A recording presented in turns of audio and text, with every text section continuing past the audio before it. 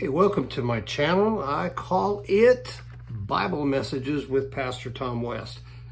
Folks, we just teach the Bible here. That's all we do. We teach the Bible just like it's written, appropriately applied from a Christian perspective.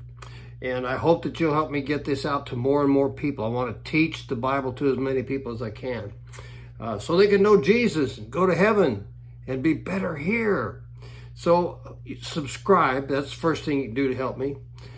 Hit the bell so you get notified every time I put something out. I put at least one, usually two things out every day. Make comments, give me thumbs up, share the video with someone else. Tell them about it. Say, watch this dude, he teaches the Bible. So I hope you'll do that. Help me get this out to more and more people. Romans chapter 4, verse 3 is a quote of Genesis chapter 15, verse 6. And it says this: what does the scripture say? Abraham believed God, and it was credited to him as righteousness. So what did Abraham believe? Well, he believed the word of the Lord, that though he had no son, God made him this promise, and thus he had no heir, and he was worried about that he would have a son, and from his son would come a great nation that was too big to count, like the stars in the sky and the sand on the seashore. Now note this about that promise. Abraham was 75 years old with no son to be his heir, but he believed the word of the Lord, that he would have a son and a great nation would come from him. He believed God.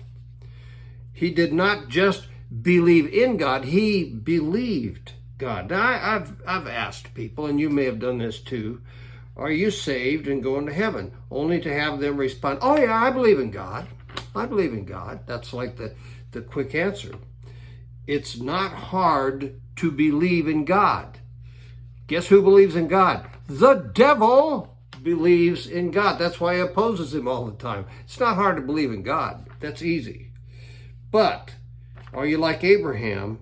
And do you believe God? Do you believe him? Do you believe his promises? That's faith right there, to believe God. Today, if you believe God, you will be assured that what Christ paid at the cross when he gave his life paid for your sin in full. So what will the result of that be? The same as Abraham's result when he believed God. God's righteousness will be credited to you. We all start with a righteousness account, and the balance in our righteousness account is zero because we've sinned. We have no righteousness in our righteousness account, zero. Why? Our sin always reduces the righteousness account to zero. But when we believe God, that is, when we believe that Jesus' payment for our sin on the cross removes the sin and applies his righteousness to our account, his righteousness is applied to our account immediately, and it becomes full of the righteousness of God. So believe God about his payment, and he will credit his righteousness to your account. You know what that does for you? That guarantees heaven. Rest in that today.